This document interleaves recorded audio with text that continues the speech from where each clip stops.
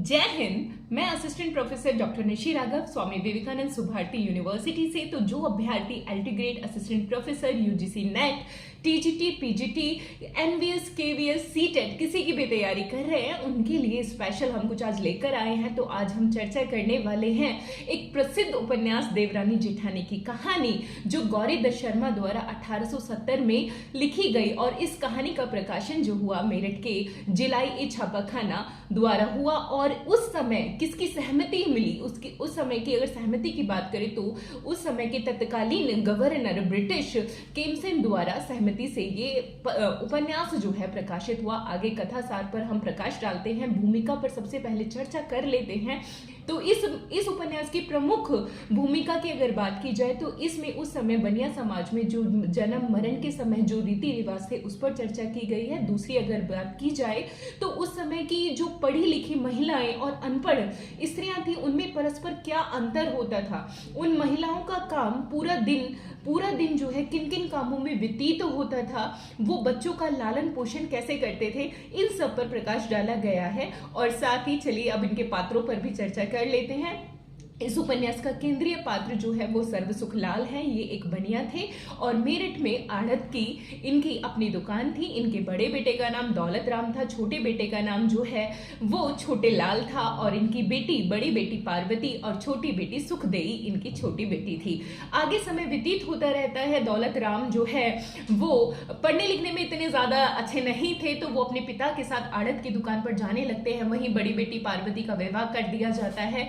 छोटे लाल जो छोटे बेटे थे उनको मदरसे में बिठा दिया जाता है। और उनकी छोटी बेटी पार्वती का विवाह जो है हापुड़ के वंशीधर के यहाँ जो प्रसिद्ध कबाड़ी वाले थे, एक बहुत धनवान कबाड़ी वाले थे, उसके यहाँ तय हो जाता है। 3 वर्ष के उपरांत जो इनकी छोटी बेटी है सुखदेई, उसका गौना होता है, वो अपना गौना करके ससुराल चली जाती है। ऐसे समय व्यतीत हुआ। धीरे धीरे इनके दौलत राम का यानी इनके जो बड़े बेटे थे उसका रिश्ता जो है वो खुर्जा के डूंगर सिंह की बेटी ज्ञानो के यहाँ से आता है। जो ज्ञानो है वही जेठानी बनती है। याद रखिएगा, नाम पूछ लिया जाता है, पात्र पूछ लिए जाते हैं, शहर पूछ लिया जाता है, स्थान पूछ लिया जाता है। तो ये भी आपको याद रखना है कि बड़े बेटे दौलत राम का विवाह कहाँ हुआ था। तो बड़े बेटे दौलत राम का विवाह जो है खुर्जा में। और किसकी पुत्री थी? वो डूंगर सिंह की पुत्री थी। नाम क्या है? ज्ञानो है। और ज्ञानो जो है वो पढ़ी लिखी नहीं थी। वहीं छोटे लाल की अगर बात की जाए तो छोटे लाल का विवाह जो है वो गुरुग्राम में एक तहसीलदार की बेटी आनंदी के यहाँ आनंदी से होता है।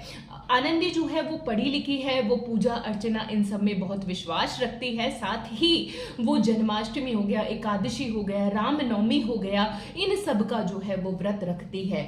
वहीं अगर धीरे धीरे समय व्यतीत होने लगता है जेठानी देवरानी की आपस में जो है वो नहीं बनती, जैसे कि आजकल परंपराएं चली आ रही हैं। तो उस समय भी कुछ नया नहीं था, उस समय भी आज ही के समय की तरह होता था। तो आपस में परस्पर नहीं बनती थी। सर्वसुख लाल अपनी पत्नी से कहता है कि जब घर में किसी की नहीं बनती तो भाई इनको अलग कर दो।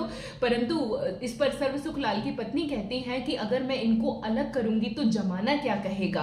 तो वो कहते हैं कि जमाना क्या कहेगा, जैसा देखा है वैसा ही जमाना कहेगा। तो इस तरह से परस्पर वार्तालाप चलता रहता है। समय व्यतीत होने लगता है।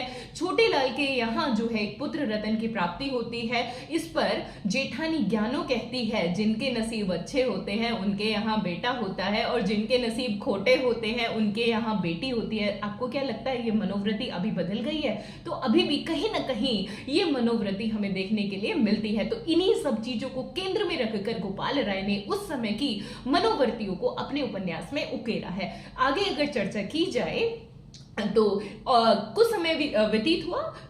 जो है ज्ञानो के यहाँ भी पुत्री हुई। ज्ञानो की पुत्री का नाम जो है मुनिया रखा गया। उधर सुखदेई के यहाँ भी पुत्री होती है। इस पे सर्व सुखलाल कहते हैं कि भाई लड़कियों ने तो हमारा घर घेर ही लिया है। तो और आगे समय व्यतीत होने लगता है। छोटे लाल के यहाँ एक और पुत्र होता है और जिसका नाम मोहन रखा जाता है। बड़े बेटे का नाम नन्हे रखा जाता है। छोटे लाल चाहता है कि मैं नन्हे को ना जो है अंग्रेजी पढ़ाऊंगा और इसको रुड़की भेजूंगा। इस पर आनंदी कहती है भाई मैं इसको रुड़की वुड़की नहीं भेजूंगी, मैं इसको वकील बनाऊंगी। और वहीं दौलत राम के यहाँ भी एक पुत्र का जन्म होता है जिसका नाम कन्हैया रखा जाता है। धीरे धीरे समय और व्यतीत हुआ, बच्चे बड़े होने शुरू हो जाते हैं। बच्चे बड़े होते ही नन्हे का विवाह जो है वो झुन्नी मुन्नी के यहाँ तय हो जाता है, और वहीं दौलत राम की पुत्री का विवाह जो है मुनिया का अतरौली से हो जाता है। तो जब नन्हे विवाह करने के लिए जाता है तो वो अपने विवाह के दौरान 4 छंद गाता है। तो छंद पिरा की अइया, छंद पिरा की धार, अब का छंद जब कहूंगा जब सासू देगी हार। तो इस तरह से छंदों को गाता है। मैंने यहाँ एक छंद गाया, बाकी के 3 छंद आप लोग मुझे कमेंट में बताएंगे कि कौन से नन्हे 3 छंदों को और गाता है, क्योंकि प्रश्न पूछ लिया जाता है, उनका क्रम भी पूछ लिया जाता है, ये भी याद रखिएगा। विवाह हो जाता है, परस्पर सब लोग अलग अलग रहने लगते हैं। इस तरह से इस उपन्यास में पारिवारिक परिवेश का चित्रण किया गया है, साथ ही बनिया समाज की मनोवृत्तियों का उस समय क्या स्थितियां थी उनका चित्रण किया गया है। तो अगली वीडियो में आपसे मैं जल्दी मिलूंगी, और मेरा प्रयास रहेगा कि कोई अगला उपन्यास लेकर आऊं जिसमें और इसी तरह के महत्वपूर्ण तथ्यों पर हम प्रकाश डालें। अगर आप और चाहते हैं कि इसी तरह का हम कंटेंट आपके लिए लेकर आए